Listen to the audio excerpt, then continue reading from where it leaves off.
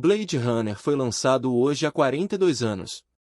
Aclamado como um dos maiores filmes de ficção científica já feitos, e um dos filmes mais populares do diretor Ridley Scott, a história nos bastidores pode fazer você realizar o teste Voight-Kamp. O romance de ficção científica de Philip K. Dick, Androides sonham com ovelhas elétricas. Foi publicado em 1968. Atraiu o interesse imediato dos cineastas. Martin Scorsese queria adaptá-lo para a tela grande, mas nunca optou por isso. O produtor Herb Jaffe optou pelo filme em 1972 e seu filho, Robert Jaffe, escreveu o roteiro. Dick odiou o roteiro e disse a Jaffe: "Devo bater em você aqui no aeroporto ou devo bater em você no meu apartamento?" O roteirista Hampton Fancher e o produtor Brian Kelly garantiram os direitos do livro. Dick gostou muito mais desta versão. O mesmo aconteceu com Michael Delley e o Warner Bros., que compraram o roteiro. O estúdio queria que o diretor de Alien, Ridley Scott, fizesse Blade Runner. No entanto, ele disse não. Na época, Scott estava escalado para dirigir Duna e também estava preparando uma versão para a tela grande de Tristão e Isolda. Após Scott recusar a chance de dirigir, Michael Apted, Bruce Beresford e Adrian Lyne também disseram não. O estúdio abordou o diretor de Tokyo a Mockingbird, Robert Mulligan, e ele disse que sim.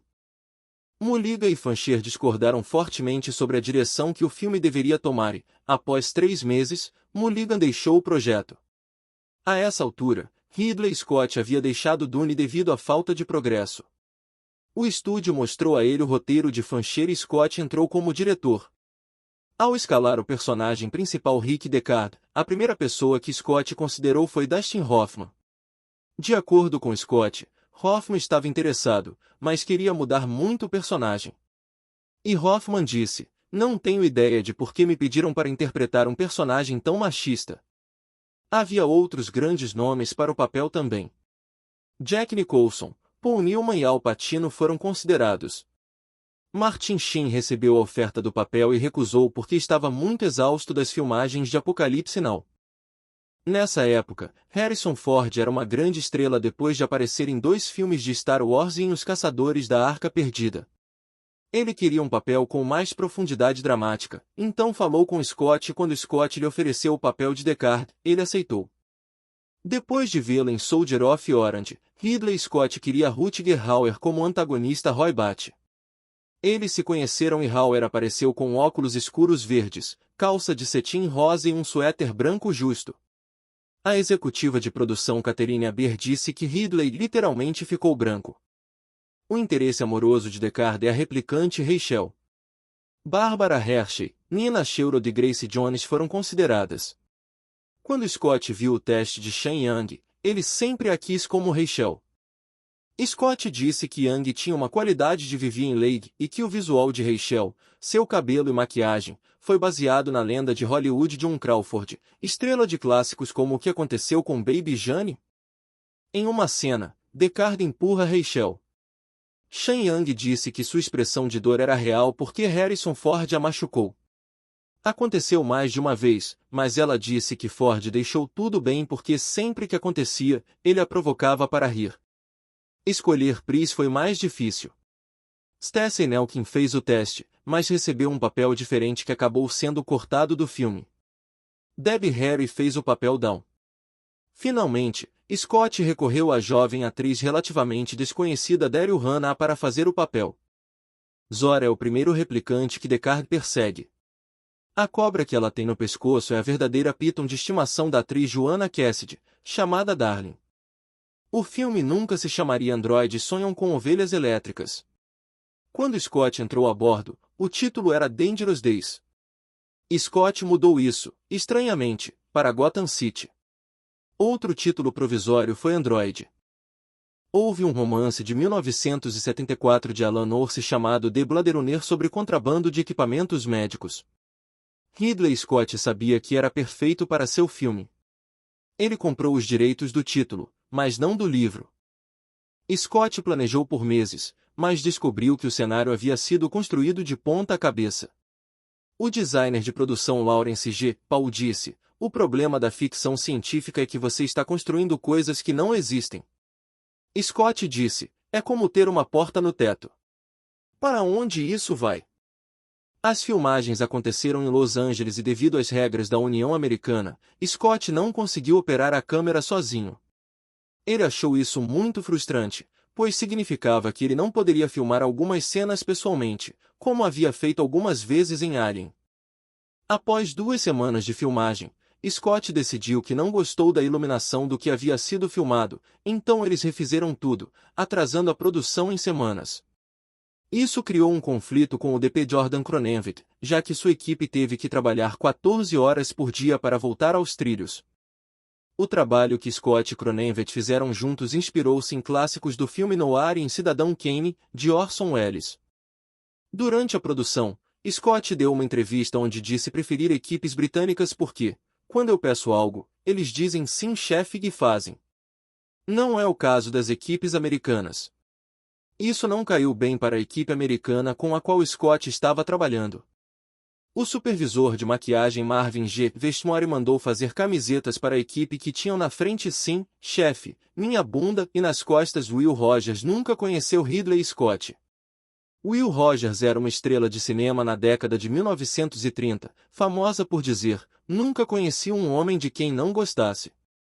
Uma das grandes questões e pontos de discussão do filme é se Deckard é ou não um replicante. Harrison Ford disse que Deckard não é um replicante, e Ridley Scott disse que sim. Há algumas dicas no filme. Em vários pontos, os replicantes são vistos com um brilho vermelho nos olhos. O único personagem humano visto com um brilho vermelho nos olhos é Deckard. Gaff faz 3 criaturas de origami ao longo do filme, uma galinha, um homem e um unicórnio. Ele deixa o unicórnio no apartamento de Deckard. Anteriormente, Deckard sonhou com um unicórnio.